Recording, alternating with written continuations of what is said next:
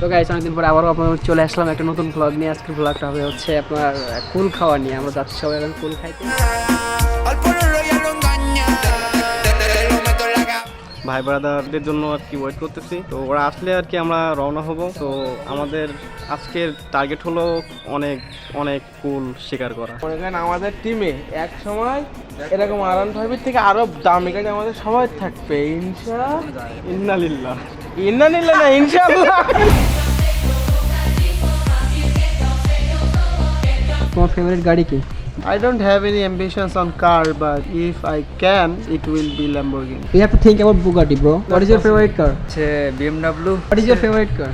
Bugatti. Wow, great. What is your favorite car? I'm not interested to buy a car right now. What is your favorite car? Rolls Royce.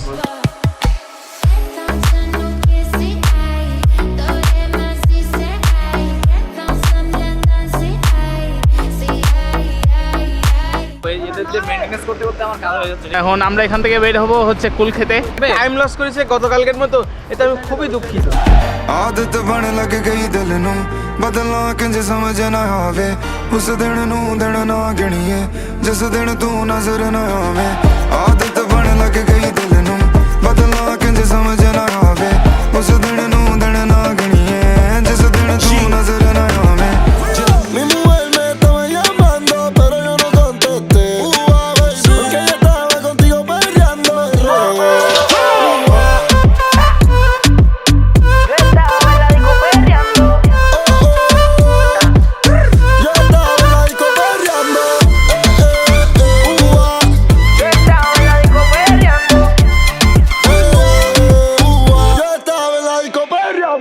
আমরা এখন আসছি ঝাউডাঙ্গাতে কুল খাইতে। আমরা কুল খাবো এবং আপনাকে শেখাবো যে কিভাবে কুল খাইতে হয়। দেখেন, প্রথমে আসবেন এরকম গাছের পাশে এসে দেখবেন এরকম লাল লাল বা সাদা সাদা কুল আছে, কুল না, এটা একটা ফল ঝোলে। এই ফলটার নাম হচ্ছে কুল। আপনারা দেখলে বুঝবেন এই কুলটা ডাইন হাত দিয়ে পারবেন আর বাম হাত দিয়ে কাটারে এটা ধরবেন, ধরে এরকম ভাবে পারবেন। আপনাকে আমাদের আমির সাহেব রানা, আপনাদের যারা আমির সাহেব থাকবে ওদের কাছে পারমিশন নিয়ে তারপরে এই কুলটা ফু এরম ভাবে দিয়ে 3 বার ফু দিয়ে এবার খাইতে হবে।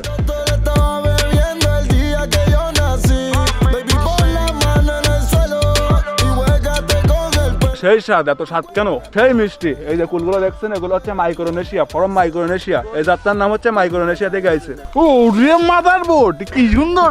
এত স্বাদ কেন? এত স্বাদ কেন? এই গাছটার কুল এত সুন্দর ভাই। Guys, here is lots of cool. My mouth is full. Hey, everyone be cool. এরকম 4-5টা বাগান আছে, 7 কোটি টাকা হচ্ছে খালি কুল বাগান থেকে আসে। কি প্রতি এতে বছরে নাকি কম বাজে হয়?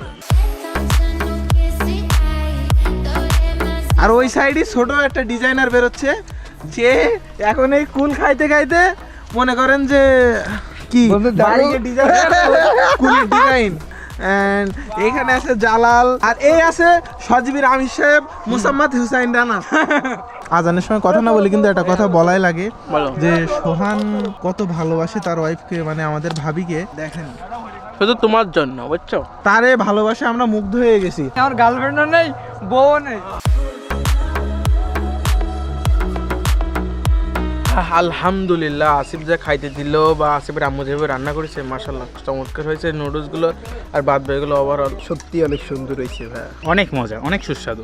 আমাদের অনেক কিছু নাস্তা পানি করাইলো। টেস্টি আন্টি খাতে আমরা খুব টেস্টি, আই লাভ ইট। আপনি ফসল ভাই না ব্লগার ফসল ভাই? একদম ধরে আমার দাঁড়িয়ে করে বলি কেমন লাগে। হচ্ছে এখন ব্লগার, ঠিক আছে? অসাধারণ, অনেক সুন্দর। আসিফ আমাদেরকে চা খাইতেছে, চাটা অস্থির। আমি ফার্স্ট টাইম চা খাচ্ছি। কে বানাইছে? কে বানাইছে? আসিফ চা।